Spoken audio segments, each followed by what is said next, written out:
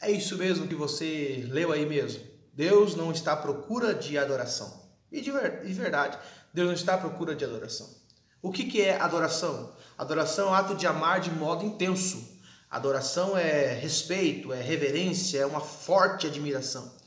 E quando nós falamos que Deus não está à procura de adoração, é porque a adoração hoje ela é momentânea.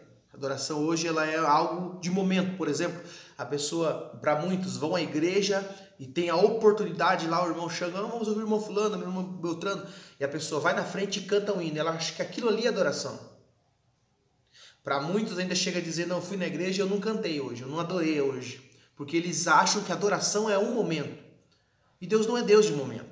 Deus é o Deus que cuida de nós e que quer sim se relacionar com nós. Não é só quando a gente está no altar, não é só quando a gente está com o microfone na mão e cantando, não. Porque isso é adoração que o mundo ensina. E aí nós começamos a analisar, meus irmãos, que a adoração vai muito mais além de um hino, de uma cantoria, de alguma coisa específica que eu faça. Adoração vai muito mais além. Nós vemos isso no livro do profeta Isaías, no capítulo de número 6, quando a Bíblia diz que os serafins estão voando diante do trono do Senhor, e a Bíblia diz que esses serafins, eles têm 6 asas, com 2 eles cobrem o rosto, com 2 eles cobrem os pés, e com 2 eles voam. Ou seja, eles sendo seres angelicais, seres que não têm pecados como nós temos. Quando eles estão sobrevoando diante do trono de Deus, eles não ousam olhar para Deus, e por isso as suas 2 asas tapam o seu rosto. Para você entender o grau de santidade que Deus tem. Então, para nós adorarmos a Deus, tem que ser algo especial. Nós precisamos entender que a adoração não é o momento. E eu vou tentar te ensinar que Deus não está à procura de adoração, porque Deus tem serafins, Deus tem outros seres que o adoram. Deus tem, a Bíblia mesmo diz que até mesmo o mar obedece a Deus, a natureza obedece a Deus, e de certa forma também eles louvam a Deus. Então nós entendemos, e para nós entendermos a questão da adoração, nós precisamos ir ali no livro de João, no capítulo de número 4, onde Jesus vai falar com a mulher samaritana.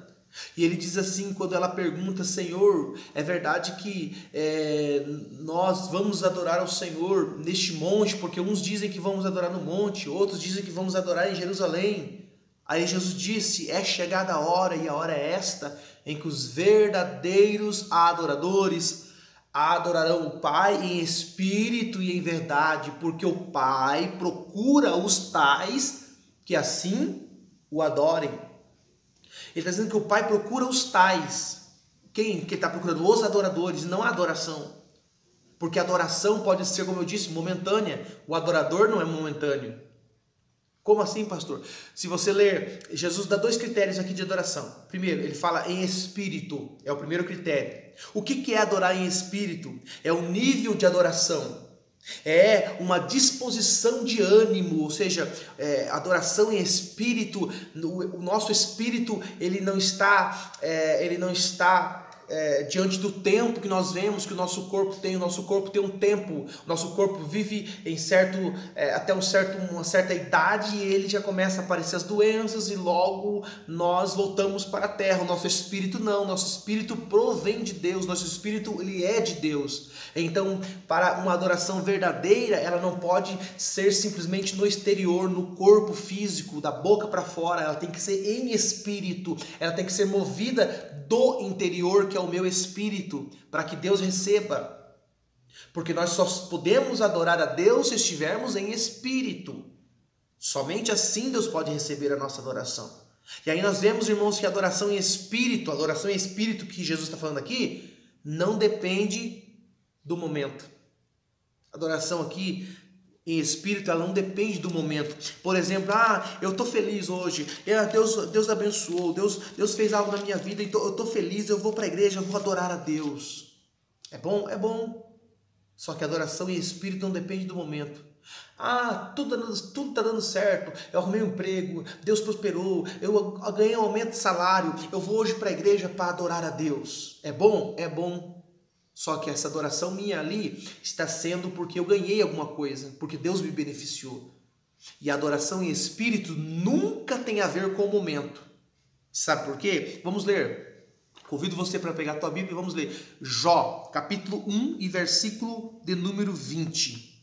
Está aqui o segredo. O que acontece com Jó? Jó era um homem fiel, Jó era um homem íntegro, e mesmo assim Deus permitiu que o diabo viesse e tocasse em tudo que ele tem. Ok.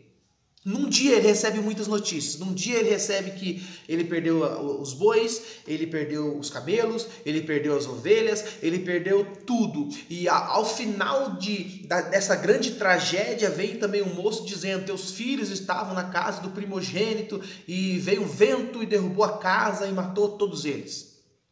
Então Jó, num dia, ele tem notícias que vem de uma forma sobre ele ao ponto de tentar sufocá-lo e matá-lo. Porque eu muitas das vezes penso que se um ser humano hoje, se com a espiritualidade que nós temos hoje, nós aguentaríamos isso aqui. Porque eu já soube de pessoas que desviaram porque Deus... muitas das vezes não abriu aquela porta de emprego, pessoas que desviaram porque Deus não tirou os filhos das drogas, pessoas que desviaram porque Deus não livrou o filho do acidente. Eu já vi casos assim. Só que Jó não. Quando Jó recebe todas essas notícias, tudo isso que vem: Jó, você perdeu isso, Jó, você perdeu aquilo, Jó, você perdeu aquilo outro, o que ele faz? Capítulo 1, versículo 20. Então Jó se levantou, rasgou o seu manto, rapou a sua cabeça, lançou-se na terra e adorou. Pode ler aí. E adorou. Então, o que acontece aqui é exatamente o oposto daquilo que o diabo quer. O diabo falou assim: toca do que ele tem, Senhor, e verá que ele blasfema de ti. E o que Jó faz? Perdeu tudo, e o que ele fez? Raspou a cabeça, rasgou o manto, rasgou as vestes, se coloca no chão, e ele faz o quê? Ele adorou o Senhor. Para muita gente isso é difícil, porque não entende a adoração em espírito. E eu vou novamente falar para você que a adoração em espírito não depende do momento, porque isto é egoísmo. Quem adora em espírito não depende de um milagre para adorar, de uma bênção para adorar, porque ele sabe que ele é de Deus e ele voltará para Deus. Outra prova essencial isso é em Atos 16, 18, quando a Bíblia fala de Paulo e Silas, que repreenderam um espírito de adivinhação daquela moça. E aí os homens que ganhavam dinheiro por trás daquelas revelações, eles mandaram prender Paulo e Silas, e além de prendê-lo, a Bíblia diz que o açoitaram, tiraram suas vestes e o açoitaram, prenderam os seus pés num tronco, e eles apanharam muito, levaram muitas chicotadas. Mas diz o texto em Atos 16, 18, que próximo da meia-noite, Paulo e Silas louvavam e oravam e adoravam o nome do Senhor, oravam e cantavam louvores a Deus. Você vai dizer, como que eles conseguiram fazer isso? Sabe por quê? Porque quem está em espírito, quem anda em espírito, não depende do momento para adorar, porque o espírito não é momento. O espírito, ele é eterno. E é aqui que eu preciso entender que a alegria desses homens, e eu poderia citar outros, a alegria desses homens vem do interior e independe das circunstâncias. Independente do que eu estou vivendo aqui, essa força de adorar ao Senhor não vem de fora do momento, vem de dentro, vem do interior do meu espírito. Por isso o Senhor está falando que os verdadeiros adoradores que o Pai está procurando, adoram em espírito. E em verdade, verdade é uma das palavras que mais precisa ser dita hoje, no mundo que nós estamos vivendo. E aí Jesus vai falar sobre a verdade, e ele mesmo diz que ele é a própria verdade.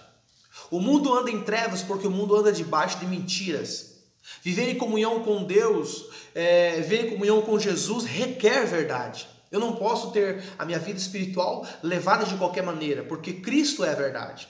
E aí nós começamos a entender que em João 8,32, Jesus disse para os discípulos: e conhecereis a verdade, e a verdade vos libertará. O 36 diz: se o Filho vos libertar, verdadeiramente sereis livres. Em certa ocasião, e um pouco para frente, aquela discussão entre Jesus e os fariseus, Jesus e os escribas, que aí Jesus vai falar para eles assim, no capítulo 8, e a partir do versículo lá no 44, 8:44, Jesus fala para os fariseus e para os doutores da lei, ali dizendo assim: vocês são filhos do diabo.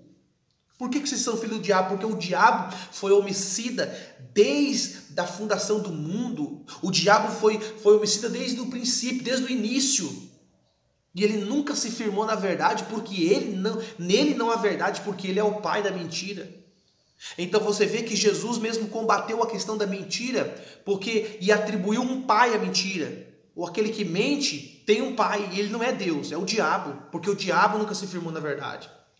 Por isso que a adoração aqui tem que ser em espírito, mas tem que ser em verdade. É por isso que eu agora aprendo por que muitas pessoas não conseguem permanecer na casa de Deus, porque vivem em mentira, vivem em um evangelho que eles querem tentar adaptar o evangelho na moda de vida deles, e eles não conseguem se firmar, porque a palavra de Deus, ela é a verdade. Eu preciso me adaptar à palavra e não a palavra a mim. Eu preciso entender isto. E Jesus está falando que existem duas maneiras. Existe uma maneira só de adorar a Deus, que é em espírito e em verdade. Essas duas coisas andam juntas.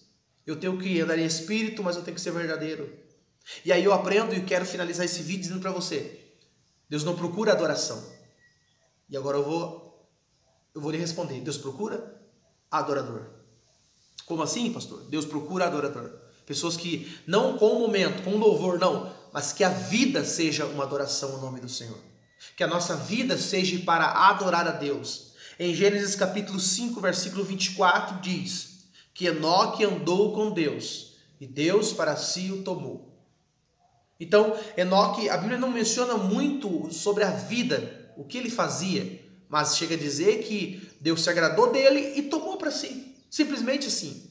Então é um modo de vida. Ele de fato era um adorador, senão Deus não havia o chamado e tirado desta terra da forma que tirou.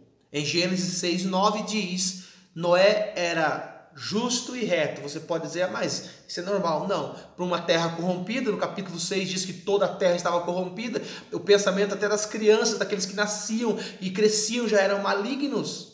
Mas no meio dessa sociedade corrupta, Noé era justo e reto. Jó 1:1, onde nós acabamos de falar sobre Jó. A Bíblia diz que Jó era sincero, era reto e desviava-se do mal. Ou seja, é um estilo de vida, um modo de vida. Não é um momento, é um modo de vida. E tanto você vai ver que Jó era próspero e era rico. E alguém poderia dizer: ele é justo e ele é reto porque Deus cobre ele de bênção. Porque foi isso que o diabo diz. Ele só é fiel, ele só é verdadeiro porque ele tem propriedades, porque ele tem isso, tem aquilo outro. Mas o que o Senhor diz, toca no que ele tem. E aí o próprio Satanás pôde ver que Jó permaneceu fiel. E no capítulo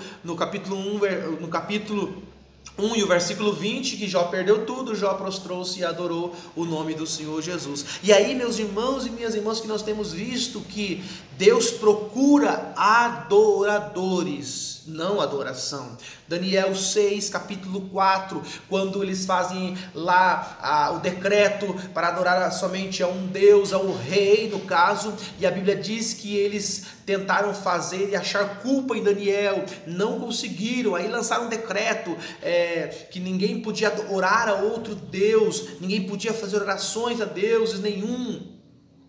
E a Bíblia diz o quê? Que olharam para Daniel e não podiam achar ocasião nele, nem culpa. Ou seja, a vida dele era de adoração a Deus. Então não tinha culpa, não tinha falhas nele. Ele não era um homem que não tinha responsabilidade, ele era um homem de Deus, mas cumpria com suas obrigações, tanto ao ponto que não acharam falhas nele. Então eu lhe respondo, irmão, Deus não está à procura de adoração, Deus está à procura de adoradores.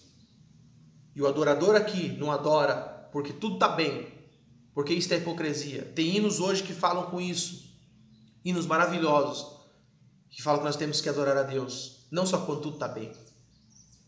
Então eu deixo para você nesta noite, neste dia, nesta manhã, não sei quando você está ouvindo esse vídeo, mas seja você um adorador de verdade. Não seja você mais um que está cantando, dançando, pulando, sapateando, mas quando sai da presença de Deus, da casa de Deus, vive de qualquer maneira. Porque Deus se agrada das obras do verdadeiro adorador. Ele é reconhecido aonde ele for. Seu modo de viver, seu modo de falar, seu modo de pensar, porque ele é um adorador de verdade. Que Deus em Cristo Jesus te abençoe, meu irmão, minha irmã. Fica na paz.